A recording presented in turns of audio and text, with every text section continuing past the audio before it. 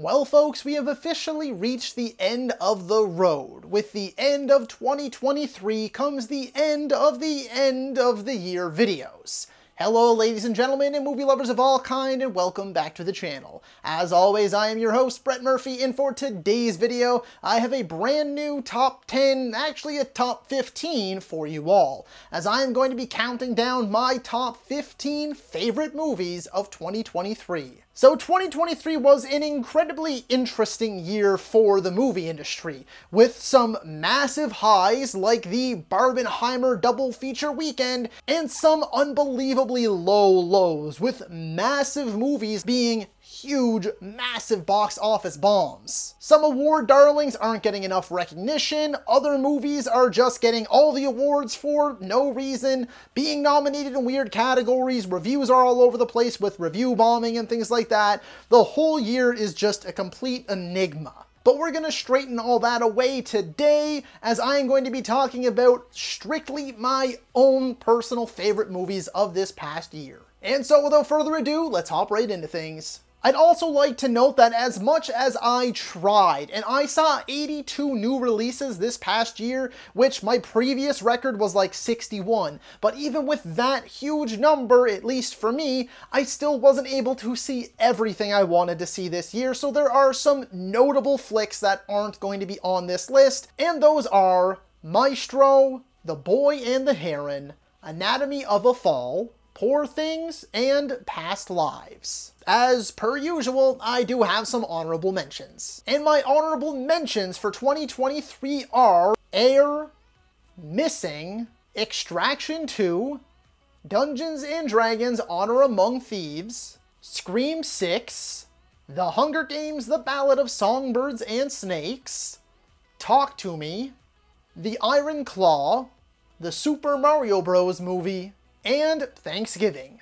And believe me when I say that some of these were very close. There was a lot of swapping around, especially on the back half of this list this year, but my number 15 pick for 2023 is going to be Blackberry. This one, I think, will likely take the crown for the most underappreciated, overlooked movie of the entire year. I don't see anybody talking about this. It didn't do anything at the box office. It had a very limited theatrical release. It was a Canadian-made movie, so that's probably a good portion of it. It is so well worth your time, I can't even begin to express how much I enjoyed this movie. Stellar performances, a fantastic story, very reminiscent of that of The Social Network. At least it's trying its best to be The Social Network. And it's so well paced, the music is great, and there are some twists and turns in here that, if all true, are pretty damn mind-blowing. Now, my number 14 pick is a movie that I already teased in a previous video would be on this list, and that is When Evil Lurks. This is a foreign horror film, and I could very easily see myself giving this movie the title of the most shocking movie I've ever seen. Every single time you think that this movie isn't going to show something, isn't going to do something, they wouldn't possibly go there, do that, show this, they do it. But the thing is, it's all done tastefully. It's not done strictly for the shock value. It's not a torture porn movie or anything like that. It's all done in service of the story, and it is brutal. But it's all just so carefully interwoven throughout the plot, and it's all in service of the plot. Not to mention, this movie has one of the coldest, most bleak endings I have ever seen. It's right up there with the likes of, like, The Mist. My number 13 pick for 2023 is going to be Dumb Money. Now, there was a lot of mixed reactions to this movie. Some people like me absolutely loved it. Other people weren't big fans, but for me, I thought the writing was clever. A lot of the comedy landed with me. It was just this very quirky, offbeat, fun, true story that only happened very recently. It's got an all-star cast with like Paul Dano, Vincent D'Onofrio, Seth Rogen, Shailene Woodley, and a few others that pop up here and there. Sebastian Stan's also in there as well too. For me, a lot of it came down to some very solid writing and great editing and phenomenal pacing. And again, with a cast like that, you can obviously expect some very, very sound performances as well. I really wish I could have put this one a little bit higher, but as I saw more and more movies towards the end of the year, it kept getting bumped back, and that is my number 12 pick, which is going to be Killers of the Flower Moon.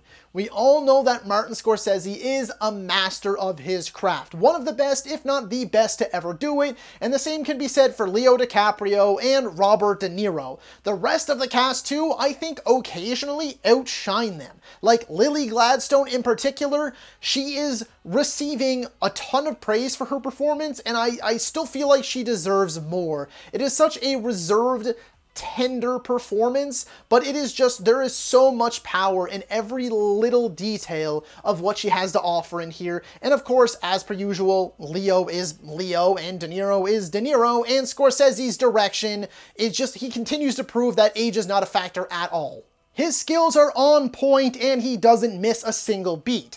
The main reason this movie ends up so far back, though, is that there is some controversy, and I do agree with a lot of it, that this movie, it might not have been the best choice to show it from Leo's and De Niro's perspective. Rather, it should have shown more of the people that were actually affected by the story, and the movie is 3.5 hours long. That is insane. I think that's the longest movie I've ever seen in a theater. Was most of it worth it? Yeah, for sure, but there were sections that very clearly could have been cut out, at least if you ask me.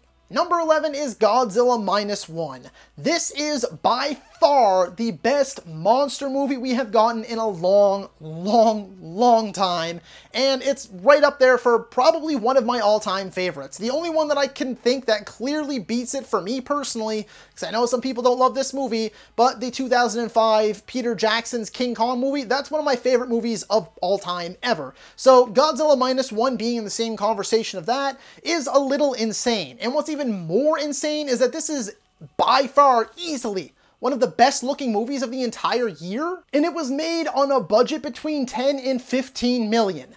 That's it. There's actually such a beautiful story in here. There's characters that have real depth, show real, very believable emotion. It just feels so authentic, and it feels like a movie that was made with so much care and so much passion for the lore, for the character of Godzilla, and characters that service this World War II backdrop story. And the first one to crack my top 10 is Greta Gerwig's Barbie. What can I say?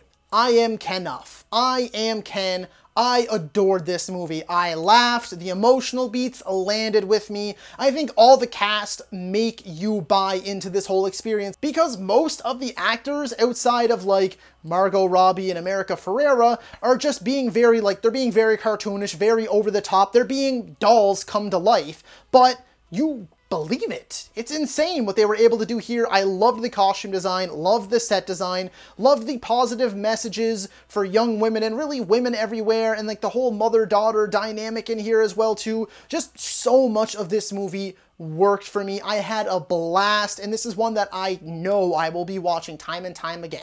My number 9 pick is yet another movie that should very much so be in the conversation for the most overlooked, underappreciated, and underrated movies of 2023, and it's The Holdovers. This is the perfect holiday feel-good movie. I can't remember the last time I watched something and thought that this was the definition of an instant classic.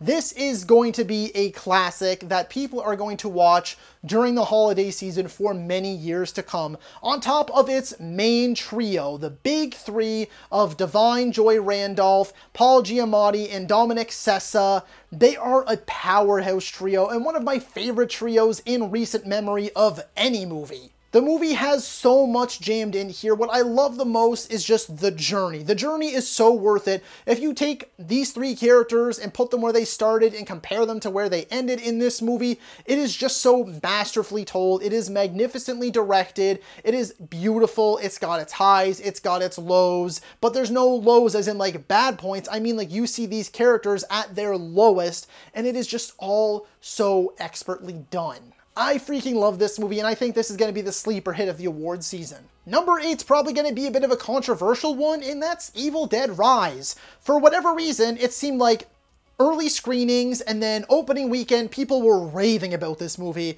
But then out of the woodwork, a bunch of like die-hard fans of the 2013 Evil Dead all of a sudden started bashing the movie and review bombing the movie and all this stuff, and it just became a really big thing for no reason, like just needless controversy for, I can't even wrap my head around it. This is one of the best Evil Dead movies in a long time. I would actually, when I did my ranking, put this one in third, only putting it under Evil Dead 2 and the original Evil Dead, and even then, it's pretty close. I loved the change of setting, I loved the main cast, I loved our main mommy deadite, Alyssa Sutherland. She killed it. My god, she goes all in on this role, and she is so creepy and so freaking awesome. The practical effects, it's just such bloody, gory, gross, sticky, squishy goodness. Like, this is an Evil Dead movie. There is some dark comedy spliced in here. There is real terror, and it's so well done. It's so well made, and I just applaud everyone involved because it felt so claustrophobic, so eerie, so atmospheric, but at the same time, it knew how to have fun. It knew how to showcase some over-the-top gore, and it was an Evil Dead movie, and I've already watched this numerous times this year, and I still love it. My number 7, I wish I could have put a lot higher, but I really didn't buy in until like 45 minutes into this already incredibly long movie, and that was Mission Impossible Dead Reckoning Part 1. If it's still going to be called Part 1, I mean, like, I just got the Steelbook and it still says Part 1 on it, but apparently Part 2 isn't going to be Part 2 now. It's going to get a rename. Nevertheless, though, as I was just saying, I was unsure about this movie. I was so excited coming off the high of Fallout. Still, all these years later, it's one of the best action movies ever made. I had high hopes for this one. It's pretty much the entire same team coming back with some superb new additions, and like 45 minutes into this movie, I was like, oh my god, I am really not vibing with this. But then, even though it sucks that there is that slow build-up that I wasn't really just clicking with, it wasn't connecting with me, the movie does eventually find its footing and hit its stride, and the whole rest of the movie is a roller coaster. It is the definition of a thrill ride. Again, the stunts, the performances, the characters, the stakes, it's all there. It's another Christopher McQuarrie directed Mission Impossible movie. Bring on the next one, because I don't know how they're going to outdo themselves again, but I'm sure as hell they are going to try. My number 6 pick is another one that has just needless controversy surrounding it. That's TMNT, or Teenage Mutant Ninja Turtles Mutant Mayhem. And I think a lot of that is because this movie has gotten a lot of praise from pretty much everyone except for fans who are like, it's not that good, the 1990 live action one's better, Secret of the Ooze is better, blah blah blah, it's not the real Turtles.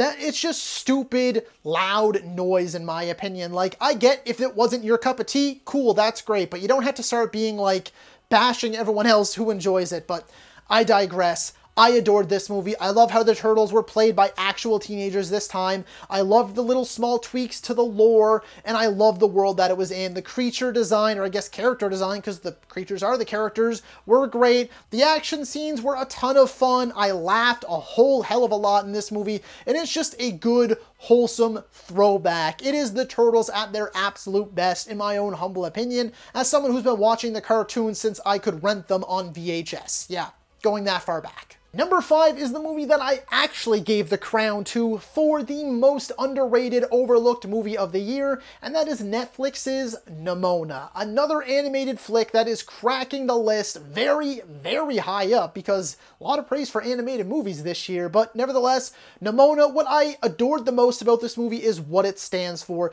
The messages about accepting people and loving each other and not trying to change people, it was so powerful, but it wasn't in your face. They weren't trying to cram anything down your throat. It didn't seem preachy.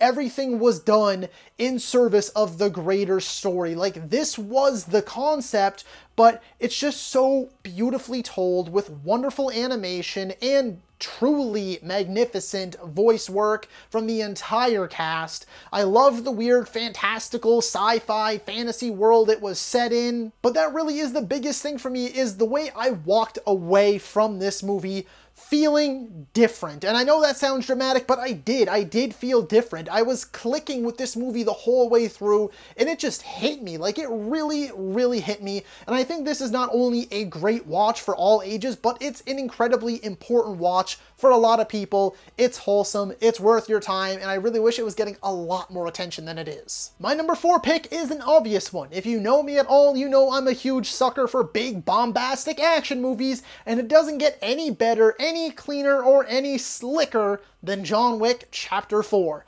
It's another John Wick movie. I don't feel like I have to explain this to you. If you have seen a John Wick movie, you know why it is here, because this is arguably the best John Wick movie. They managed to somehow go bigger than probably all the other three combined. This movie feels massive in scale, but it is so tightly edited. It is so focused. It is brilliant. It is action filmmaking at its absolute best. This is going to go down as one of the all-time greats, and I truly believe that. They found ways to continue keeping everything fresh and exciting at all times. And don't even get me started on that top-down Dragon's Breath sequence. Holy shit!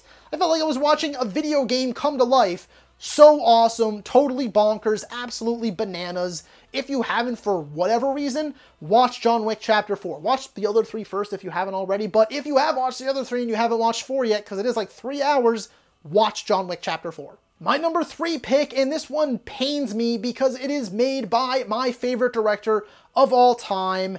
That is Oppenheimer. Now, I think with multiple rewatches and over time, this movie may potentially age better than the other two that are above it, but remember, this isn't the best movies that I've seen this year. This is my favorite movies, the ones I connected with the most, the ones that I'm going to rewatch the most, the ones that just really, really stuck with me. And number 3 is Oppenheimer, only because I found the pacing to be a bit sluggish at points, and like a little bit towards the end, it feels like it kind of loses focus ever so slightly, but my own personal opinion.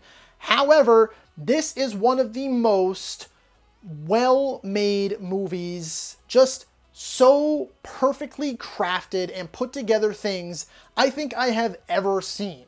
It is just from the set design to the costume design to the way the story is told, the flow, the narrative. Cillian Murphy gives one of my favorite performances probably ever, with a stellar supporting cast that very much so holds their own. This is just truly a gargantuan, epic tale, unlike arguably any other we have ever borne witness to.